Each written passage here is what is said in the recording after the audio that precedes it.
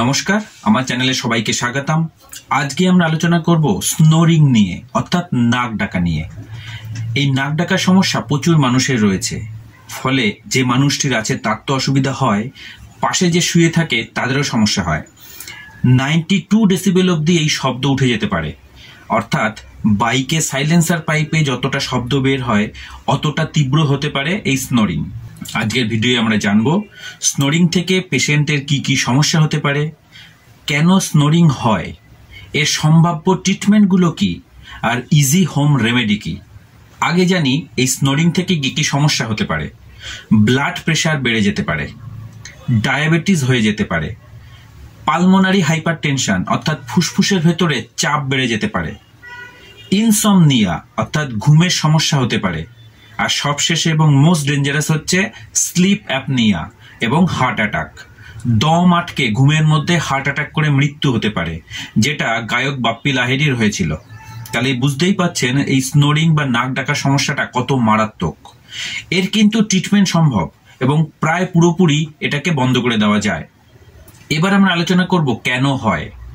প্রধানত যে কারণটায় হয় সেটা হচ্ছে স্ট্রাকচারাল প্রবলেম। আমাদের শ্বাসনালীতে যখন হাওয়া আমরা টানি বা হাওয়া যখন বাইরে বার করি, তখন যদি কোথাও কোনো সমস্যা থাকে তাহলে সেটা অনেকটা বাঁশির মতন হয়ে গিয়ে স্নোরিং শব্দ তৈরি করে। এই স্ট্রাকচারাল প্রবলেম কি কি হতে পারে? হাড়ের প্রবলেম, অর্থাৎ নাক বা নাকের ভেতরে হাড়ের প্রবলেম থেকে হতে পারে, কোনো মাসেল টিয়ার থাকলে হতে পারে, নাকের ভেতরে বা শ্বাসনালীর মধ্যে যদি কোনো টিউমার থাকে তাহলে হতে পারে, টনসিলের সমস্যা থাকলেও হতে পারে। এসব ক্ষেত্রে ইএনটি ডক্টরের সাথে পরামর্শ করে সার্জারি করলে সমস্যা পুরোপুরি সমাধান হয়ে যায়। তাছাড়াও আর কয়েকটি মোস্ট কমন কজ হচ্ছে ওবেসিটি অর্থাৎ মোটা হয়ে যাওয়া, ডাবল চিন অনেক বেশি হয়ে যাওয়া, মাসেল উইকনেস, জিভ, আলজিভ বা মুখের ভেতরের মাসেলগুলো যদি উইক হয়ে যায় তাহলে এরকম স্নোরিং শব্দ হতে পারে। আবার যারা স্লিপিং পিল খান, স্লিপিং পিল খেয়ে ঘুমান, তাদের কিন্তু এই সমস্যাটা খুব দেখা যায়। এবার আসবে সম্ভাব্য ট্রিটমেন্ট। সাধারণত মেডিসিন দিয়ে খুব একটা ইমপ্রুভমেন্ট হয় না। অনেক সময় ডক্টররা নাজাল ড্রপ ব্যবহার করতে বলেন যাতে নাকের এয়ারওয়েটা ক্লিন থাকে। তাছাড়াও অনেক সময় ভেপার নিলে এই স্নোরিং এর প্রবলেমটা অনেক কম হয়। ইএনটি ডক্টর দেখাবেন। ইএনটি ডক্টর প্রথমে সিটি স্ক্যান করেন বা অনেক সময় এন্ডোস্কোপি করে দেখা হয় যে কোনো স্ট্রাকচারাল প্রবলেম আছে কিনা। তাছাড়াও যারা স্লিপ অ্যাপনিয়ার সমস্যা, তাদের একদিন হসপিটালে অ্যাডমিশন থেকে স্লিপ অ্যাপনিয়ার টেস্ট করা হয়। তাতে ধরা পড়ে যায় যে কি ধরনের প্রবলেম থেকে এই শব্দটা তৈরি হচ্ছে। তার সার্জারিক্যাল ট্রিটমেন্ট করলে সম্পূর্ণ ঠিক হয়ে যায়। এবার আলোচনা করব ইজি হোম রেমেডি সম্পর্কে, অর্থাৎ যাদের খুব বেশি সমস্যা নেই, অল্প স্নোরিং এর প্রবলেম, তারা বাড়িতেই কি করে এই সমস্যার সমাধান করবেন। নাম্বার 1, বডি ওয়েট কমাতে হবে। তার সাথে ফেসিয়াল এক্সারসাইজ করে ফেসিয়াল মাসেলগুলোকে স্ট্রং করতে হবে। কি কি ফেসিয়াল এক্সারসাইজ করলে উপকার পাবেন তা ভিডিও শেষে আমি দেখিয়ে দেবো। নাম্বার 2 হচ্ছে ঘুমানোর সময় সাইড লাইনে ঘুমাতে হবে। চেষ্টা করবেন একটা কোলবালিশ নিয়ে সাইড লাইনে ঘুমাতে। দেখা গেছে সাইড লাইনে ঘুমালে স্লিপ অ্যাপনিয়ার সমস্যাও কম হয়, প্লাস স্নোরিং অর্থাৎ নাক ডাকার সমস্যাও অনেক কমে যায়। রুম হিউমিডিফায়ার ব্যবহার করতে পারেন। রুম হিউমিডিফায়ার ব্যবহার করলে আমাদের নাকের ভেতরে এয়ার ট্র্যাকটা আর্দ্র থাকে, আর্দ্র থাকলে স্নোরিং এর সমস্যা কম হয়। Number 3, avoid alcohol and smoking. আর নাম্বার 4, যারা অকারণে ঘুমের ওষুধ খাচ্ছেন বা ঘুমের ওষুধের উপর ডিপেন্ডেন্ট হয়ে গেছেন, তারা ডক্টরের সাথে পরামর্শ করে ঘুমের ওষুধ খাওয়া বন্ধ করে দিন। অটোমেটিক্যালি স্নোরিং এর প্রবলেম অনেকটাই কমে যাবে। এবার আলোচনা করব কি ধরনের এক্সারসাইজ করলে বাড়িতেই স্নোরিং এর সমস্যাটা কমবে। 1 নাম্বার, AEIOU।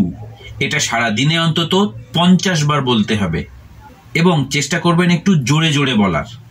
নাম্বার 2, টাং দিয়ে অর্থাৎ জিভ দিয়ে উপরের তালুটাতে চাপ দিয়ে রাখবেন, রেখে 10 কাউন্ট করবেন। ঠিক এইভাবে 10 কাউন্ট করবেন। আবার টাংটাকে উল্টো করে নিচের দিকে টাচ করবেন, এইভাবে 10 কাউন্ট করবেন। এইভাবে অন্তত 30 বার করতে হবে। নাম্বার 3, দাঁত বন্ধ করে দাঁতে টাং দিয়ে জোরে চাপ দিতে হবে, অনেকটা এরকম। নাম্বার 4, টুকটাক সাউন্ড করতে হবে, অনেকটা এরকম। এটাও অন্তত 30 বার করতে হবে।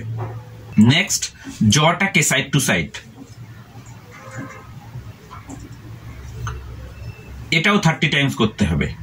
নেক্সট, টাংটাকে সরু করে বাইরে আনতে হবে, অনেকটা এরকম।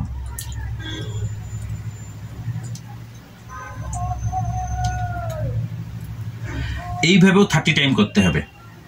আর সবশেষে দাঁতে দাঁত চেপে এই গলার মাসেলটাকে টাইট করতে হবে, অনেকটা এরকম।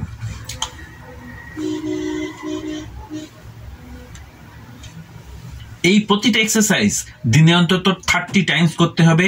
আপনি 1 মাস করবেন, দেখবেন স্নোরিং এর প্রবলেম অনেকটাই কমে যাবে। আমি আমার পেশেন্টদেরকে এটা ফলো করতে বলি, অনেকেই এটার উপকার পেয়েছে। ভিডিওটি ভালো লাগলে অবশ্যই শেয়ার, সাবস্ক্রাইব এবং লাইক করবেন। কমেন্ট বক্সে জানাতে পারেন আপনাদের কোনো কোয়েরি আছে কিনা, আমি চেষ্টা করব উত্তর দিয়ে দিতে। নমস্কার।